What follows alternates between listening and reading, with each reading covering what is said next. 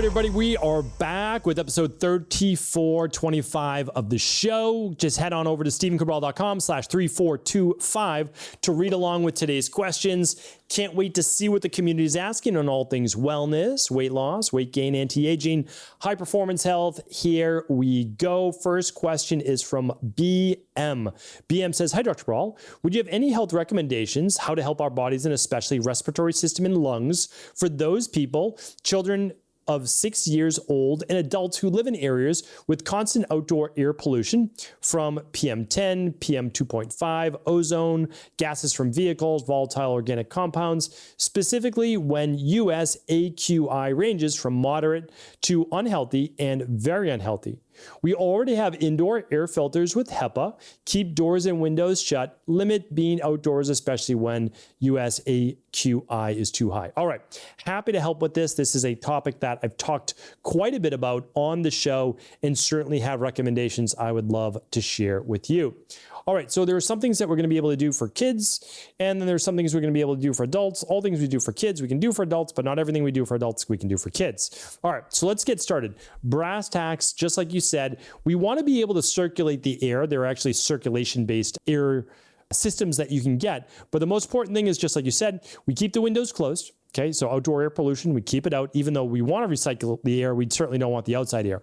The next thing we want to do is we want an air filter. You mentioned yours has a HEPA filter, which is great. We want a HEPA filter, but we also need the carbon filter. And you may be missing that carbon filter, so I just want to make sure you have a carbon filter on yours, because if you don't, you're not going to be able to filter out as many of the volatile organic compounds, right? So think of HEPA for like allergies and dust and mold and pollen and things like that. And think of carbon like the block to be able to get the even thinner ones. Now, it's not exactly that, but that's a good, I think, base for how you want to think about these things, all right? And then just make sure you're vacuuming that air filter, call it once a month, and changing your filters every 3 to 6 months, depending on really on how bad the air is. Okay. Next thing that you can look into is overall detoxification and immune-based system when you're exposed to these things. Easiest thing for kids is going to be vitamin C, magnesium, keeping their zinc up. And the easiest way to do all of this is just the daily nutritional support. That's the truth. Or daily activated multi. Adding a little extra vitamin C in, whether it's through gummies or, some liquid vitamin C if they're young kids. One full spectrum magnesium or just calming magnesium if you want to use a liquid powder, and then a little omega-3s. Okay, so that's the best way. Now, if there was acute exposure, yeah, I'd recommend using a little bit of N-acetylcysteine.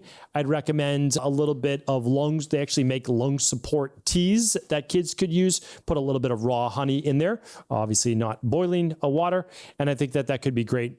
So that's very, very helpful. Now, when we move to adults, what else can we use? All the same recommendations. Daily nutritional support or an activated multi, something like that. Your omega-3s, you still want your zinc, your vitamin D3 for kids as well. But now you can ramp up your N-acetylcysteine and your liposomal glutathione a bit more, and sulforaphane. All right, so sulforaphane is already in the daily nutritional support, but you can add more. You can add 50 milligrams specifically of a bromophane or sulforaphane. That would be great.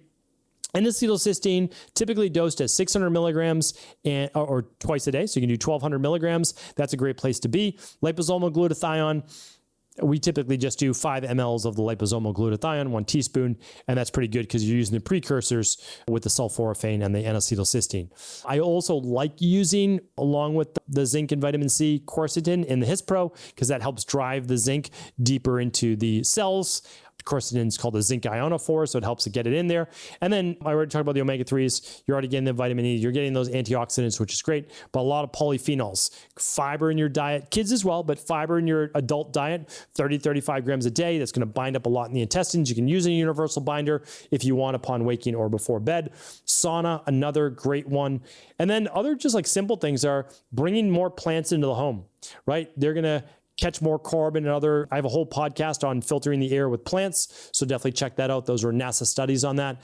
And then they'll give off obviously more oxygen. So that's where I would start. That's what I would do, and hope you're doing well.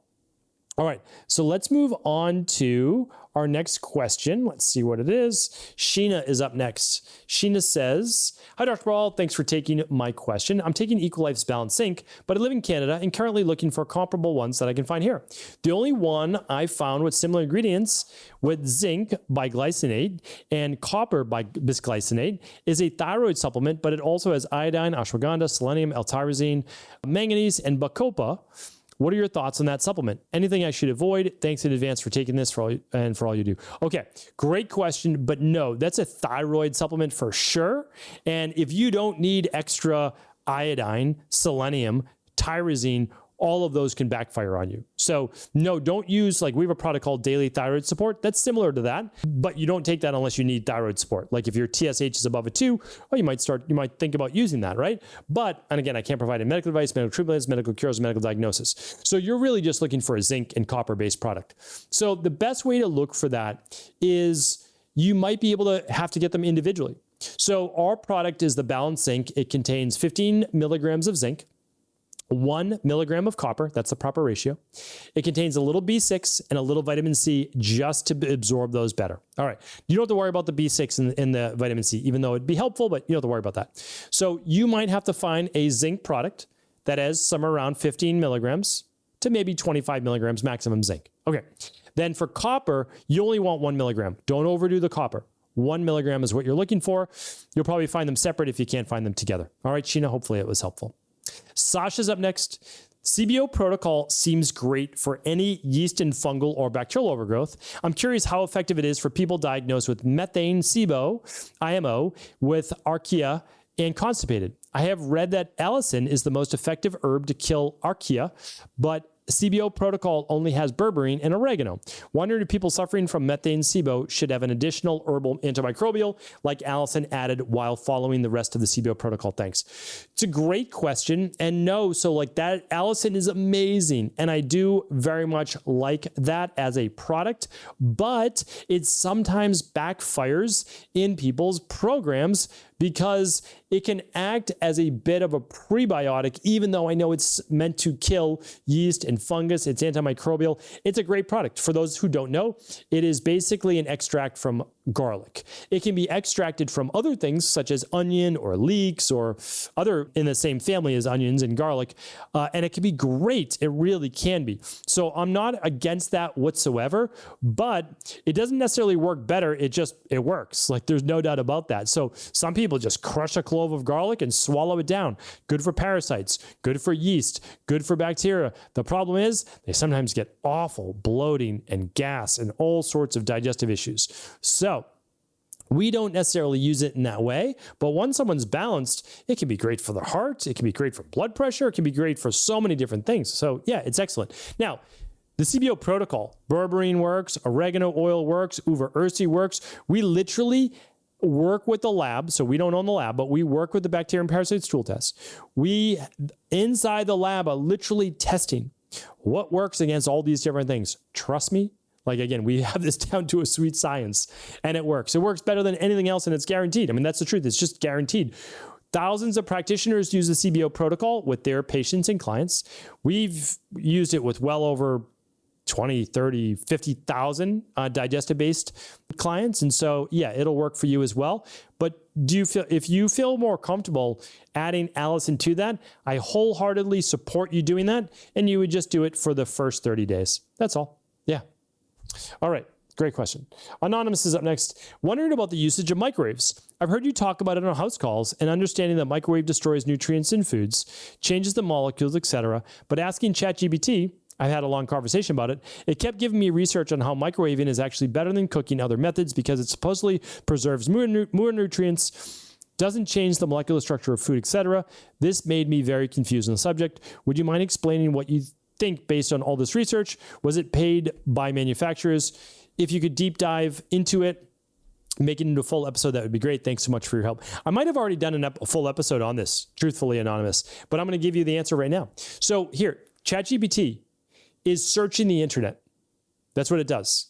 So it's not all-knowing and all-powerful yet. It learns based on everything that it reads. If it reads things saying that microwaves are good, it says that microwaves are good. If it reads things on saying microwaves are bad, it will say microwaves are bad. If you phrase it a different way, you could say, what are the side effects of microwaving food? It would give you the side effects because there's certainly side effects. The pros are it cooks your food extremely quickly, right? And even though some people say it doesn't cook it evenly, for the most part, it kind of is. But there's some serious downsides of cooking your food in the microwave. We haven't used a microwave in my house since, I know for sure, we moved into a condo in Boston in 2007. So I know from at least 2007, I've never used a microwave. And again, that doesn't mean that I deserve a gold star or anything like that. It's just I refuse to use it based on what I've seen. So one, EMFs. That's undeniable. You are radiating your food. That's undeniable. Now, could that have long-term consequences or not? I don't know. I'm just not going to take the chance. That's the truth. Second, when you microwave food, it's almost always in a plastic container. Almost always. And so those microplastics and all of that are absolutely being driven right into your food. And same with the fumes from that as well. All right, so that's another. The next one is that, yes, it does decrease nutrients. Anytime you cook high heat, move those molecules really fast quickly, you're going to break down enzymes. And you're going to break down a lot of nutrients such as vitamin C and certain B vitamins. All right, the next one, whenever you use high heat, it doesn't matter if you're frying something or using a microwave, there's a greater chance for acrylamides. And acrylamides, we know, are cancer causing. I'm not going to say potentially, they are cancer causing, okay? So you cook those starches too long, you're going to get more acrylamides. So there we go. If you cook protein too long, you're going to get more HCAs. So those I know for sure, because of how microwaves or anything that goes high heat really quickly. So yeah, hopefully that was off the top of my head, but hopefully that was helpful.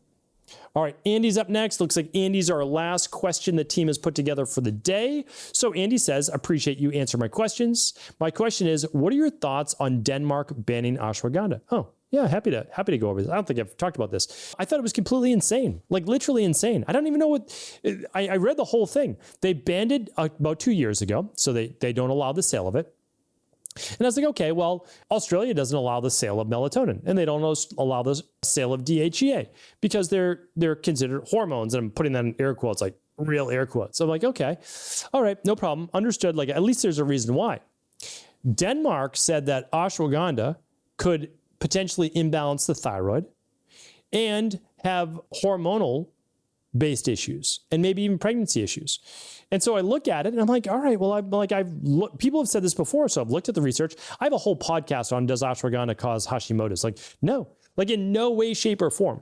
Now, do you like maybe want to try to ramp up the thyroid or, take ashwagandha if you have really bad autoimmune issues? I don't know. There doesn't, from the research, there's no strong correlation whatsoever, but maybe we'll give you that with, Hashimoto's.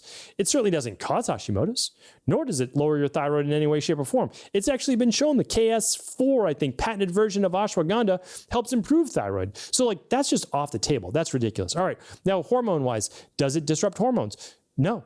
If anything, it improves estrogen balance.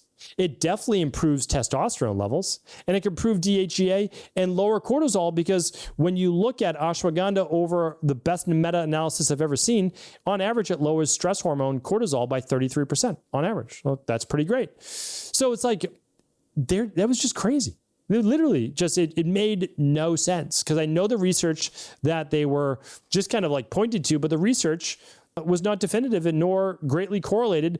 And also it disregards the thousands of other research studies showing how beneficial it is. So yeah, that's that. I just think that this stuff is crazy. I really do. I don't know why I keep using that word, because it just makes no sense. That's why I'm saying that. Like, it literally makes no sense. And I wonder who got this pushed through. It must have just been politicians, but why choose that? There's so many other products to ban, like, that you could truthfully, that you might say like, oh yeah, maybe that should be banned, right?